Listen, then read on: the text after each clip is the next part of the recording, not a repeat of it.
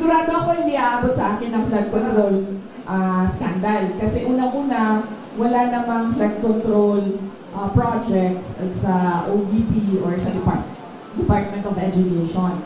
At makakasabi naman talaga ang mga contractors and even si Secretary Bunuan, wala talaga akong at all project daan sa DPWH. In fact, hindi nga nila masabi ngayon na may insertions ang Vice President kasi wala talaga. Hindi ako sumasali sa ganyan. Kung aabot ba sa akin, sa tingin ko, aabot siya kasi kaalyado kami. Sa tingin ko, ililink nila.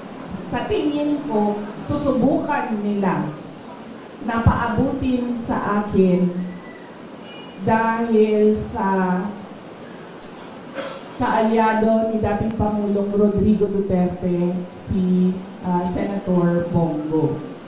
Doon siguro nila gagawan ng kwento yun.